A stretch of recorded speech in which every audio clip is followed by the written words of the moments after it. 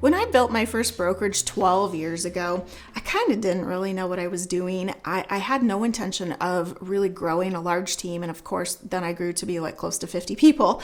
And so as I did that whole thing and went through that whole process, always in the back of my mind was the thought, I must be building something that eventually I could sell. So at least if I'm not super profitable right now, I'm building something big. And then I know that every year as I grow, I will be able to sell it, and it should be just worth more and more and more as I bring on more agents. Well, here comes the reality. And I've had this conversation actually with lots of other brokerage owners. So the truth is that it didn't work out that way at all. And I had to learn the hard way that that's just not really how it is. So if you just think about building your brokerage and you're thinking, well, eventually I might want to sell it, here's the truth of how that works and why I would encourage you to maybe think a little bit different. I know that I would have made decisions a lot differently had I known that from day one. So that's why I'm making this video, because I'm just trying to help you kind of have that perspective. So I didn't focus as much on cash flow as I should have, and I focused more on what I thought I was building. So then when the time came when I decided to sell the brokerage, it was time for a life change and I wanted to move closer to my family. I started, thinking, okay, how do I go about this process? And so of course it's got to be kept super confidential because you can't let the word get out that you're trying to sell your brokerage.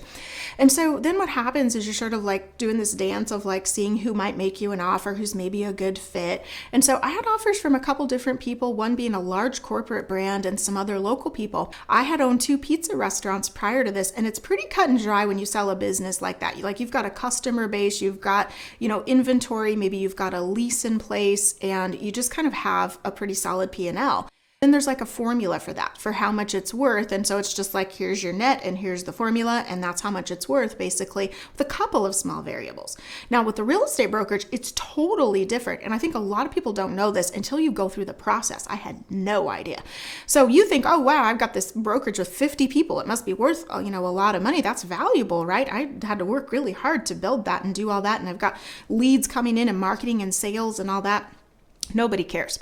So what it really is that when you transition and you sell something, whenever you even have just a management change, there's a really high likelihood that a lot of the agents will leave. They don't like change. It's very unstable. And then all the other brokerages in town start going, ha, ha, ha, here's an opportunity. And they start really going after your people. What happens is the person who's thinking about buying your brokerage knows that. They know that there's really an inherent risk to that.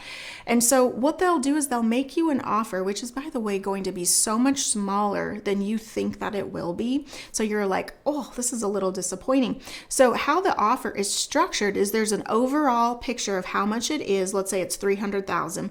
And so then what happens is they will give you a certain amount up front, and then the rest of it comes after like year 1, year 2, year 3. And so what they do is they structure it in a way that you get some up front, which usually isn't enough for you to feel like you want to walk away from your brokerage. But then if enough agents stay at the end of year 1 and they do enough volume, then you get like what's called an earn out. So they'll give you a portion of that's already agreed upon up front. Then you get into year 2, same thing. Year 3, sometimes they stretch out to 5 years. And it's like, oh my gosh, are these agents still going to work there? And then at that point, you don't have any control over it. And so it's really risky for you, but they're trying to minimize their risk right up front because they know a lot of the agents might not like the change and might quit. After going through that, I learned, I moved and I started a second brokerage in a totally different market. And now I was thinking a lot different. And so I actually built this brokerage to keep. And that is really what I would encourage you to think about. And when you flip that around and you think about it, here's what you can do. You can build it up and then get to the point where you put a manager in place. And you can have a manager, you could have multiple managers. You can have a manager who handles all the leads and helps your agents with that. You can have a manager who does all the recruiting and the hiring. You can have another manager that manages their contracts and answers their contract questions, and everybody helps with training. And then you can have admin staff that kind of helps with all the details.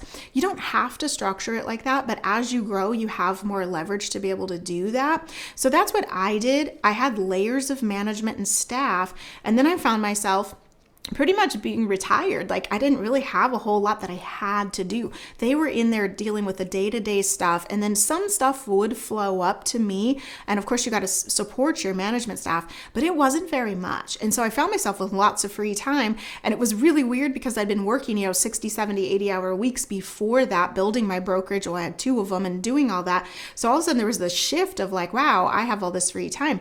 So I would encourage you to think about that and to focus on being profitable. Focus on cash flow and think about how to build your brokerage that way. And I think knowing your exit strategy and what that plan is and what the options are, and what are good options and not good options, really helps you as you make decisions along the way. So if you think about building something to keep it, you're going to make different decisions than you would if you were thinking, well, I'll do this because eventually I want to sell it. So I think that just really helps. And I know when I started my first brokerage, I was looking everywhere for someone to give me advice and guidance. I wanted a book, a course, something, and there was just absolutely nothing available. And so I was just fumbling around having to figure out everything on my own. So if I can take my 12 years of experience with 2 large brokerages and save you some time and hassle and pain and having to learn all that stuff from scratch, then it's my pleasure to be able to help you. So that's why I'm making all these videos and doing this, because I just want to be a resource for you to be able to, kind of show you the road ahead, because I know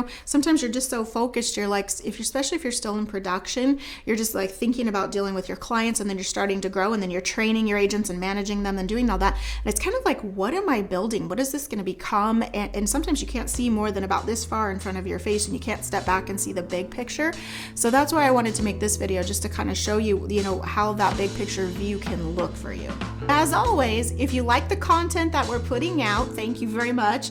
We would appreciate it if you would like our channel and subscribe so you can stay current when we post new videos.